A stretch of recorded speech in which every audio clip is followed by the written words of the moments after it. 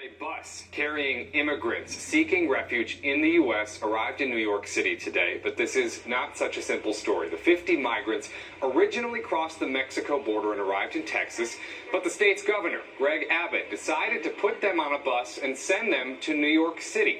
Abbott says President Joe Biden, quote, refuses to do his job in regard to immigration, so he says he's forced to take this action out of necessity.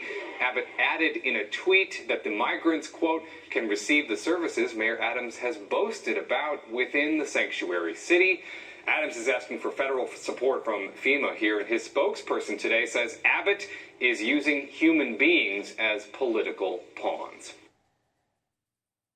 China has been flexing its military muscle over Taiwan by crossing into its air and sea space, according to reports. These military jets were seen flying over the Taiwan Strait as Beijing continues to express outrage over a recent high-profile visitor to Taiwan.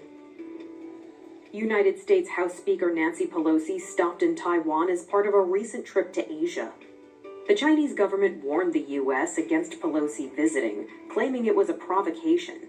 While China claims Taiwan as its own, Taiwan remains a self-governing democracy.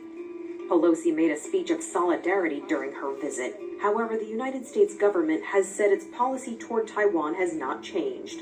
Since the visit, China has stopped dialogue with the U.S. regarding climate change and military matters. Reports say the Taiwanese military drove the Chinese military away.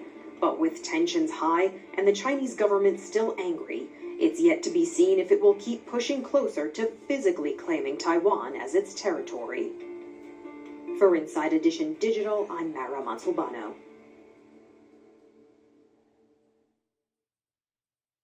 As Congress debates passing the Inflation Reduction Act, we want to take a quick look at what's actually inside the bill. The healthcare components fall into a few categories, but the section with the most bipartisan support is the prescription drug pricing reform. Now, this will allow Health and Human Services to negotiate cheaper prices for 10 of its most expensive medications. Things like Eliquis, a special type of blood thinner, for example, which cost the agency $9.9 billion in a single year. Now, these changes go into effect in 2026. HHS can then negotiate prices on a total of 15 drugs by 2028. You see the numbers here. And eventually, a maximum of 20 drugs by 2029. This will have huge savings, we're told, for those of you at home and for the federal government. This will reduce the deficit by $101.8 billion. That's according to the Congressional Budget Office. Another important aspect of this legislation is its cap on medical out-of-pocket spending. Previously, patients faced costs as high as $30,000 a year. Consider the average Medicare patient earns only $29,000 a year, and you see how huge of a burden that is. Well, now, Medicare will not make patients spend more than $2,000 a year out of pocket. That could be life-saving for patients who suffer from illnesses like cancer, which requires expensive medications. Now, negotiations will continue on this bill over the next several days, with senators hoping to pass Hunter Biden laptop before story. the August recess.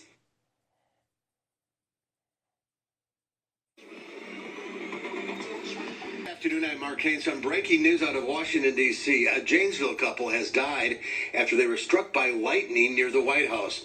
The lightning strike happened at Lafayette Park across the street from the White House last night. Police say 4 people were sheltering under a tree during a thunderstorm when the tree was struck.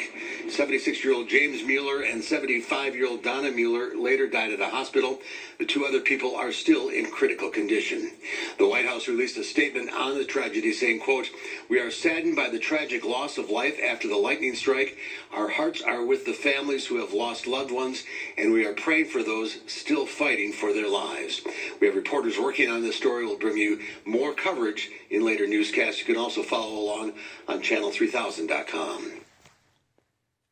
Elwood city leaders are reeling as they try to find the right words to express the emotions felt across their community today. And as a veteran, he's a veteran. When I found that out, it just broke my heart even more.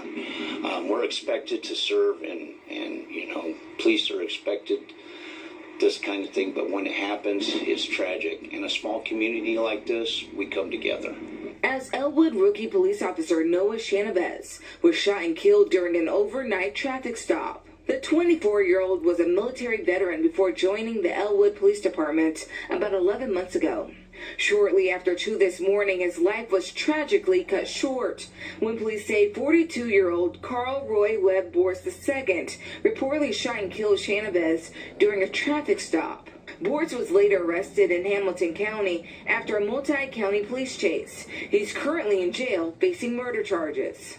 The mayor of Elwood, Todd Jones, says this act of violence robbed Noah and the community of the life and career he had ahead of him. And these senseless acts of violence perpetuate our society, and none of us understand why. But I'm confident here in Madison County that the right things will occur with the system that is built here. Thanks for watching our YouTube channel. Follow today's top stories and breaking news by downloading the NBC News app.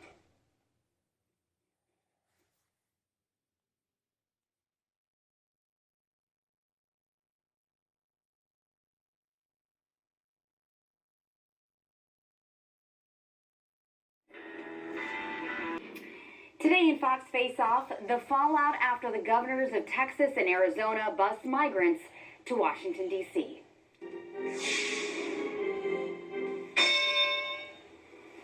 The press secretary for the Biden administration is accusing Governor Abbott and the governor of Arizona of playing political games because they have taken illegal entrants and put them on a bus and shipped them to Washington, D.C. The mayor of Washington, D.C., Muriel Bowser, is asking for federal relief because she got approximately 7,000 immigrants, with 90% of them not staying in Washington, D.C., and she says she needs help. There are border cities like Del Rio with 30 or 40,000 people in it, seeing tens of thousands of people a day, over 1 million this year being bombarded because the Biden administration has basically said we're going to have an open border.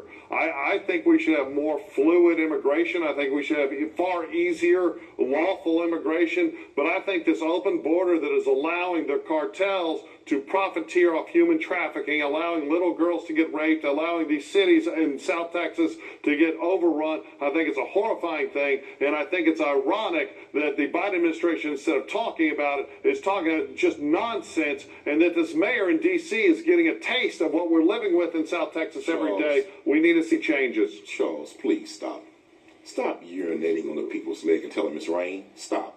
You and I both know what Governor Abbott did was nothing more than political theater, theatrics, and it was a political stunt. Because if he's so concerned about the immigration problem on the Texas border, when they were captured crossing the border illegally, why did he put them on a bus instead of going to D.C., take them right back to Mexico? Because he's not allowed. He's brought them back to the border, and they're challenging that. Stop. Look, no. If he really wanted to send a message, he could have put them on a bus, got the National Guard to back him up, and take them right back across the border to Mexico. No, he couldn't. He's Texas not allowed. borders Mexico. Arizona borders Mexico. They're not California allowed. borders Mexico. But he took them to D.C. and just dropped them off. It ain't like he took them to D.C. and said, we're going to drop off from the White House where Biden lives. No, he dropped them right off in the city. So he's contributing to the immigration problem with the way he handled that, because it was a political stunt. It was never his sincere intentions to do something about the immigration problem in America. Governor Abbott, and I disagree with him on so many things, but he has done so much to try to control this border, and it's not his job. The Biden administration is failing the state of Texas. The Biden administration is failing immigrants. Young girls are getting raped. Women are getting raped. People are being left to die in the back of 18-wheelers, all because instead of fixing the immigration system and making it easier for people to lawfully enter, we're just leaving it alone and leaving this open border, and the cartel is making $100 million a month. It's disgusting, and something needs to be done, and good for Abbott. But let me tell you what's more disgusting. What's more disgusting is that let those Mexican brothers and sisters come back home. Texas, Arizona, and California was stole from their people. You can watch much more of Face Off streaming Thursday nights at 7. Just go to fox26houston.com.